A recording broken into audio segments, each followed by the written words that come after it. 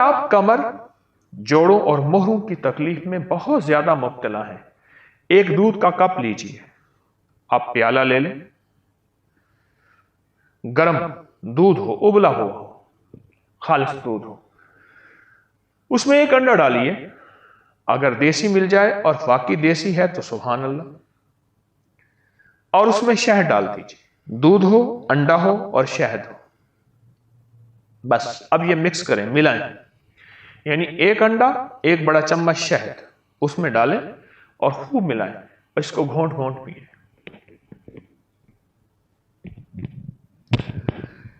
हमारे एक पुराने जानने वाले थे,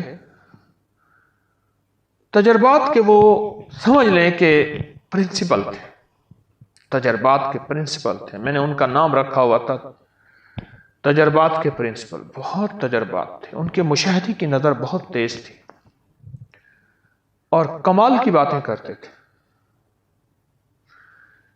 मुझसे कहने लगे, हकीम साहब आपको पता है कि मर्द कब बूढ़ा होता है? मैंने कहा नहीं। कहा जब अंडा, दूध और शहद छोड़ता है मर्द बूढ़ा हो जाता है, खत्म हो जाता है। मैं उसकी बात सुन के हैरान हुआ, बहुत पुरानी बात है। फिर मैंने लोगों को बताना शुरू कर दिया, जिसने भी किया कहने लगे ये पुरानी रीत रिवायतें थी हमारे बड़ों की, हमने छोड़ी और हम कहां से कहां घूम गए और गुम हो गए। और वाकई इसी तरह ये टोटका जोड़ों का इलाज है, कमर का इलाज है, पट्ठों का इलाज है और मोहरों का इलाज है। छोटा सा टोटका तो है। मुझे याद है कि मेरी नानी अम्मा की बड़ी बहन के शौहर थे, उन्हें हम नाना कहते थे, बहुत बूढ़े थे। वो बुढ़ापे में अंडे पी लेते थे, एक अंडा पी लिया, दूसरा पी लिया, तीसरा पी लिया, चौथा पी लिया। हम हैरान होते थे कि नाना क्या कर रहे हैं, बिल्कुल कमजोर बूढ़े। और फिर मैंने उनकी जिंदगी में उस अंडे के बाद फिर देखा कि दूध का एक प्याला पी लेते थे गरम गरम, उसमें शहद मिला के।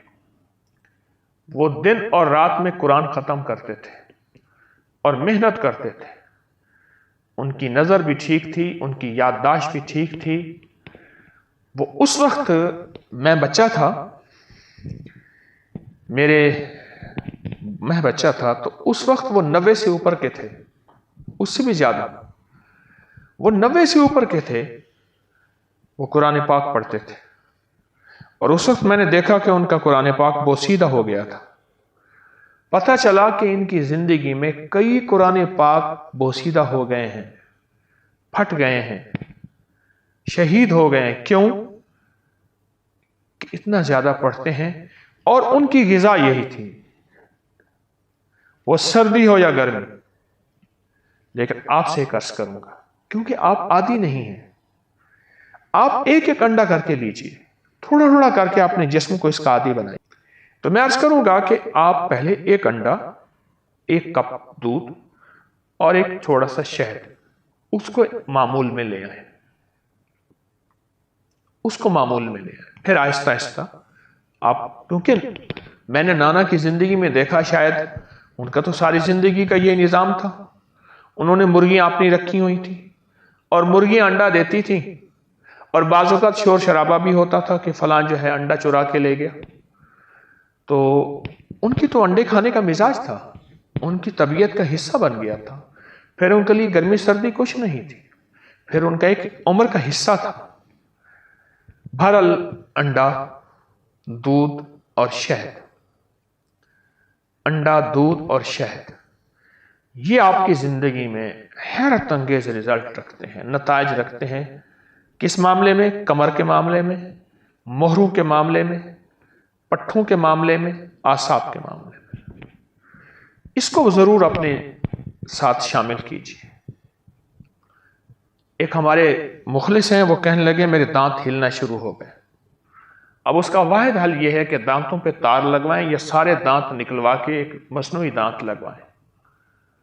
एक दांत हिला, दूसरा हिला, तीसरा हिला और हिलना शुरू हो गए दांत। परेशान कुन बात, बहुत इस इलाज वगैरह किया, उसके लिए दर्द की चीज़ों की गोलियां, कुछ ना हुआ। किसी ने मुझे टोटका बताया कि एक कच्चा अंडा लेके मुंह में डाल के पी जा, 40 दिन कर ले। कहा कि 40 दिन करके आज साल हो गया है, मेरे दांत फिर नहीं हिले और मैं ठीक ठाक हूं।